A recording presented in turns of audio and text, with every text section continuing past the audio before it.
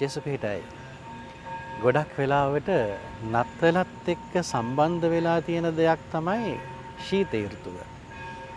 අපි නත්තලේ සැරසිලි තුල දකිනවා හිම ශීත බව.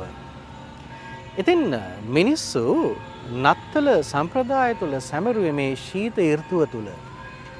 මේ ශීත ඍතුව තුල සාමාන්‍යයෙන් සිද්ධ වෙන දෙයක් තමයි ගස්වල කොළ හැලෙන්නට පටන් ගන්නවා.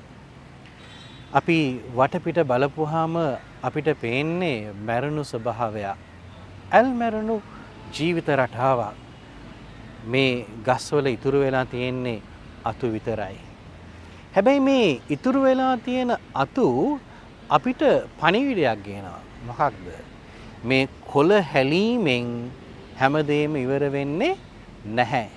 මේ කොළ හැලිලා තියෙන්නේ වසන්ත කාලේ අලුතින් කොළ හට ගන්න.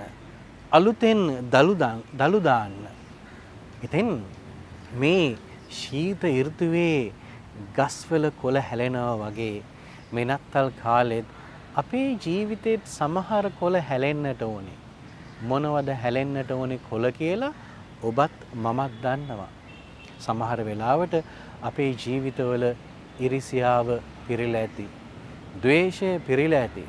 සමාව දී ගන්න බැරි තැන් නැති. අපි විවිධ ඇබ්බැහිකම් වල හිර වෙලා ඇති. මෙන්න මේවා තමයි මේ නත්තලේදී අපේ ජීවිතයෙන් හැලෙන්නට ඕනේ කොළ. අපේ ජීවිතයේ තියෙන ඒ ද්වේෂය නැමැති කොළ හැලෙන්නට ඕනේ. ඒ ඉරිසියාව කියන කොළ හැලෙන්නට ඕනේ. සමාව දෙන්න බැරි තැන්වල තියෙන ඒ කොළ හැලෙන්නට ඕනේ.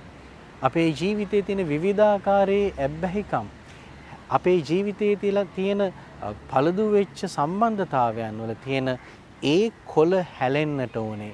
ඒ කොළ හැලෙන්නේ නැතුව අලුතෙන් දලුලන්නට බෑ. ආදරය දලුලන්න නම් ද්වේෂය හැලෙන්නට ඕනේ. සමාව දීම දලුලන්නට නම් අපේ හිත්වල තියෙන ඉදිරිවාදිකම් හැලෙන්නට ඕනේ. එහෙම නැතුව අලුතෙන් දලු දාන්න අපිට බෑ. ඒ නිසා මේ නත්තලේදී අපි මෙනෙහි කරලා බලමු. අපේ ජීවිතේ හැලෙන්නට ඕනේ කොළ මොනවද?